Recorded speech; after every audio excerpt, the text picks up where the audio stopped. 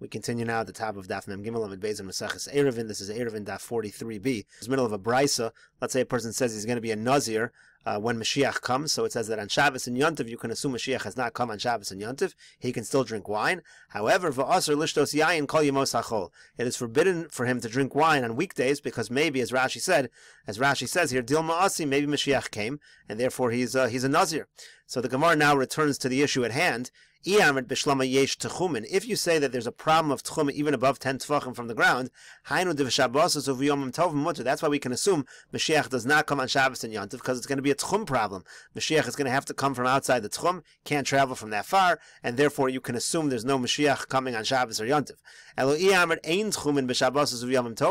But if you say there's no tchum above 10 tefachim from the ground, so it's possible that Mashiach came flying or whatever it was from above 10 tefachim above the ground, and therefore on Shabbos and Yontiv you should at least be concerned maybe Mashiach came. Why is he allowed to have wine?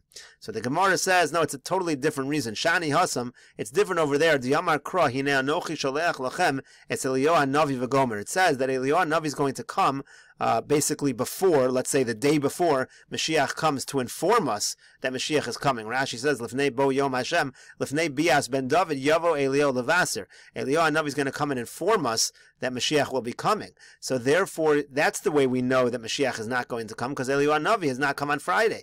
So V'halo Asa Eliyahu Me'asmal, since Eliyahu didn't come the day before on Friday, therefore we know that Mashiach did not come on Shabbos. That's why Shabbos and Yontiv, this person's allowed to drink wine. Of course, that answer doesn't make any sense, because if so, b'chol kol yoma v'yoma nami lishtri. On weekdays also, every day should be permitted, because every single day we know that yesterday Eliyahu Hanavi didn't come. Dehalo asa Eliyahu me'asmal. You always know that Eliyahu has not come the day before, so that is not going to be a good answer. So rather, the Gemara says, Elo amrinon lebezdin hagadol asa. Obviously, on the other days we say maybe Eliyahu Hanavi did come. Maybe he went to the Sanhedrin, he went to the Bezdin Hagadol, and we just didn't find out about it. So obviously, the fact that we haven't heard that Eliyahu Navi came yesterday is not a reason. Here too, maybe Eliyahu Navi came on Friday, went to the Bezdin Hagadol, we don't know about it. Why is Shabbos any more lenient? And the Gemara finally answers, Kvar muftach lehen li Yisrael, she'ein Eliyahu ba lo ba'arvei Shabbosos v'lo ba'arvei Yomim Tovim. It's already been guaranteed to Klal Yisrael that Eliyahu Navi will not come on Erev Shabbos, he will not come on Erev Yom Tov. Why? Mipnei haTorach, because it creates a burden on people. People have to prepare for Shabbos. Now all of a sudden they have to go greet Eliyahu Hanavi. It's going to be inconvenient for them to have to deal with both things at once, and therefore Eliyahu Hanavi does not want to inconvenience anybody. He's not going to come on Erev Shabbos or Erev Yom Tov. So now the Gemara says, well, if that's the case, kasal kadaydach, right now we think midi Eliyahu loasi Mashiach nami loasi b'mali loasi. If Eliyahu Navi doesn't come on Friday, for the same reason Mashiach shouldn't come on Friday. So therefore, b'mali Shabbos lishteri. On Friday also, we should assume Mashiach is not going to come, doesn't want to inconvenience anybody. So not only Shabbos and Yontiv, but on Friday or Erev Yom Tov also, we should say Mashiach certainly has not come, and therefore he would be allowed to drink wine on those days as well. So the Gemara says, Eliyahu lo asi, Mashiach asi. Eliyahu Navi will not come on an Erev Shabbos or Erev Yontiv, but Mashiach will. Why? Because once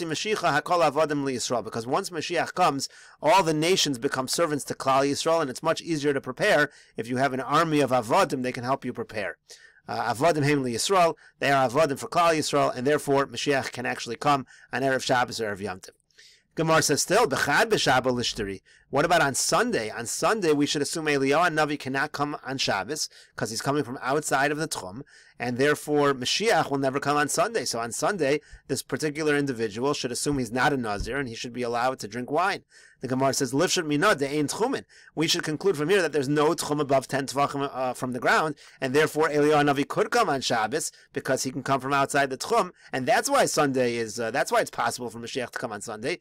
Yesh tchumin, because if there's tchumin above 10 tefachim b'chad b'Shabbat lishteri, we should assume that on Sunday it's permitted to lo asa Eliyahu b'Shabbos, because Eliyahu Navi is not going to come on Shabbos. So again, we're really back to square one.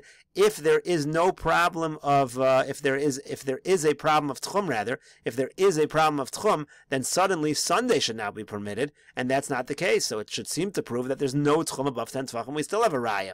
So the Gemara says no, because hai tana suka misafkale. The Tana of this brisa really has no idea. There's a suffix to this Tana, yesh tchumen o ein tchumen, whether or not there's tchum or not. This Tana has no idea. It's possible there's tchum above 10 tefachim. It's possible there's not. The Tana is not taking a position. ulechumra. And the Tana is just simply being strict. So the Tana is saying on every single day you have to assume a possibility that Mashiach is going to come, except Shabbos and Yontif, because we know on Erev Shabbos and Erev Yontif, Eliyahu and Navi will not come on those days because of the inconvenience. But other than that, we have to assume a possibility. The Gemara now says, Dekoi Eimas Dekonadar. Now, what day of the week is this particular individual making this neder, saying, I'm going to be a Nazir if Mashiach comes? Ilema Dekoi Bechol. If he's sitting here on a weekday, and on any particular day of the week, Wednesday, he says that if Mashiach comes, then on that day I'm going to be a Nazir. Kevan Dechol Ale Nazirus, once he becomes a Nazir, let's say on Thursday, because of the possibility Mashiach came, Hechi Asya Shavsu Mafkale. How does Shabbos come and undo the Nazirus? Once he became a Nazir on the weekday, it's going to last, it's going to continue. So the Gemara ends up saying, Ela Dekoi B'Shavsa. Obviously the case must be over here in this brisa that it actually is Shabbos, V'Konadar, and he's making the neder on Shabbos itself, Uvi Yomtav V'Konadar, or the case of the brisa is it is Yontav and he's making the neder on Yontav itself. Vahu Yoma Desharile, and the brisa means to say on that day of the neder it's permitted, because we know Mashiach's not going to come today, Mikan Va'elach Asrle, but from then on it actually is true, it's going to be Asr from then on. Rashi over here explains, Kevan Dechol Ale Nazirus, once he becomes a Nazir be'erev Shabbos, let's say on Erev Shabbos, on Friday, he becomes a Nazir, Masafka Dil Masi Mashiach Hayom, LeBezin HaGadol, because he has a doubt, maybe Mashiach came today to the Bezin HaGadol, Hechi Mishnari Lishtos Lamachar, how is he suddenly allowed to drink wine the next day, B'Shabbos, on Shabbos, Lechash Dil Masi LeBezin HaGadol Me'esmol, maybe it happened yesterday, he doesn't know, Mashiach came yesterday. So the Gemara ends up answering again, Dekoi b'Shabbos v'Konadar b'Yontav v'Konadar. He's making the neder on Shabbos or Yontav itself. Kelomar k'shakibel neder zeh haya Shabbos or Yontav. When he took upon himself this neder, it already was Shabbos or Yontav. V'hainu dekatani muter lishtos b'Shabbosos v'Yomim tovim osa Shabbos or osa Yontav shenadar. It just means he can drink wine on that Shabbos or on that Yontav that he made the neder. Aval mikan v'elach aser v'afilu b'Shabbos. But from that point on, it's going to be aser even on Shabbos. Dilma asa esmol ben David v'chol ale naziris, because there is in fact a concern that maybe Mashiach came yesterday and the Nazirus was already chal. The Gemara now continues at the two dots. There was an incident where they came to the port. The ship docked at the port after Shabbos had already begun, and the question was, when Shabbos began, were they within the tchum of the city? Were they within 2,000 amos of the city or not? So Rabbi Gamliel said, I looked and I know for sure, for certain, that when Shabbos began, before it was dark outside, we were within 2,000 amos of the city. So Gemara says, Tana, we learned in a brisa, Shefoferes Haisalol Rabbi Gamliel. Rabbi Gamliel had a tube, Shahaya Mabit Vitsofa Ba Alpayim Amma Biyabashu Chenegdo Alpayim Biyam. He could look into this tube and notice exactly where 2,000 amos was. Rashi over here explains, Shfoferes Konachol, it was a round, hollow tube. Generally speaking, if you have a tube that's very long, you can't look very far. And when it's shorter, it's sofen bo yoser, you can see farther. Rabbi Gamliel had set the size of this tube exactly so that when he looked into it, he could see exactly 2,000 amos, whether he was on the sea or the dry land. So he knew that when he looked into this thing, he knew he was looking at a distance of 2,000 amos. That's how he was able to measure, and that's how he was able to determine that when Shabbos started, they were within 2,000 amos of the land, of the tchum, of the city itself. They were within the tchum. So he had this thing, so and now the Gemara continues, the Brisa continues, and says how you can use this kind of a tube for other things as well. For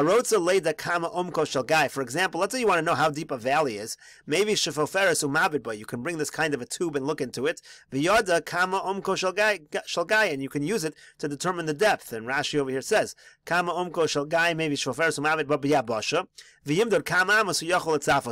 do a measurement of any particular tube and see, let me see how far I can see. How many amos does this thing see? Then he can go to the edge of the valley, look at its depth, and continue to move backwards, then he'll be able to measure and say, oh, at this point, when I no longer can see the bottom, now I know the depth based on how far this can see. If I go any further back, I won't be able to see the bottom. He'll be able to measure and basically say, the distance that I have walked backwards plus whatever I can see, plus however far I can see, that is going to be the, or minus, depending where he is exactly, but he can basically do the math and figure out exactly how deep the valley is, because he can figure out how far back he walked and at what point he no longer could see the bottom of the valley. So that's, again, the Bryce is giving you ways that you can use this practically. Similarly, let's say you want to find out how high a palm tree is. Moded komaso v'tzilo v'tzel komaso. What you do is, at any point in time in the day, you measure the height, you measure rather your own height and your own shadow, and then you measure the shadow of the decal. So now you'll be able to create a proportion, create a ratio. You know how much, how big is your shadow compared to your own height, and then take the shadow of the palm tree, and when you figure out the proportions, you'll then figure out the height of the palm tree. This is, of course, in a situation where you're afraid to climb the tree. Then you'll know how high this decal tree is. Brisa continues with some advice. Let's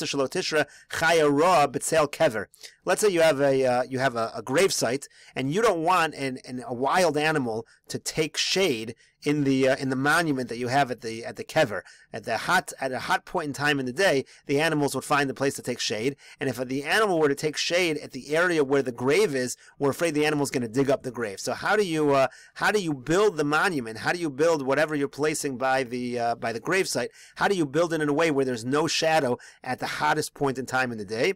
And so the Gemara explains, the Bryce explains, no, it's kana bedalet shows biyom. Take like a pole or a branch and plant it in the ground 4 hours into the day, because that is the hottest point in time in the day. V'yir lehechon tzilo nota, and then you'll find out exactly which direction at that point in the day where does the shade go, where does the shadow go. Nota mashpia va'ola mashpia v'yored. Then you build your monument over the grave in a slanted fashion, so there is no shadow at that point in time, at that hot point in time in the day, and then the animal will not come.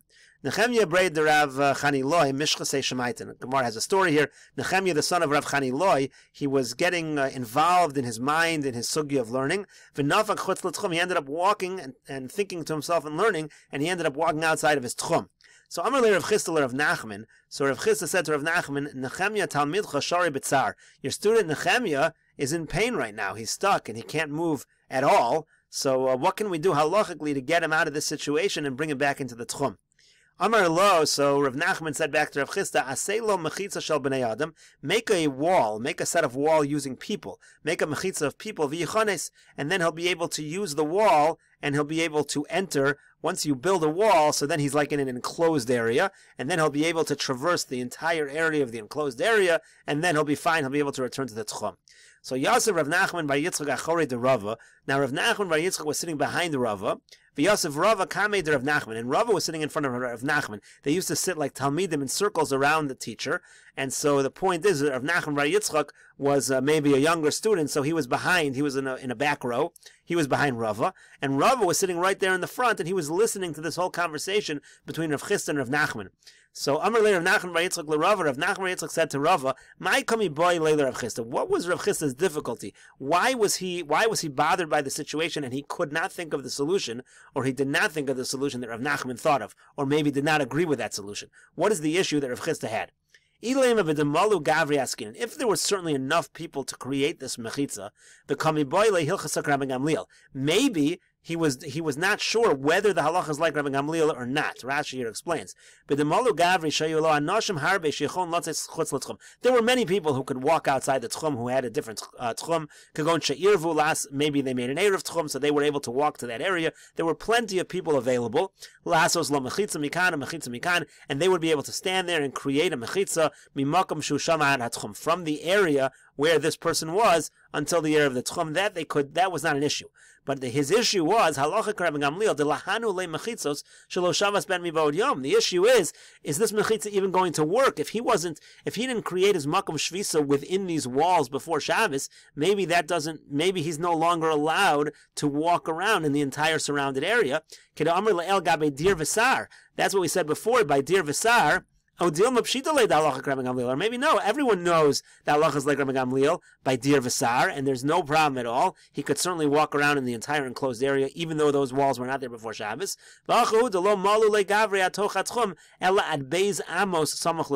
And in this particular case, maybe what happened was there were not enough people to bring him to the tchum. There were only enough people to bring him within 2 amos of the tchum, and we'll see why 2 amos as we get to the next daf. We'll continue this discussion in the next video on Daf Mem Daled Amud Aleph.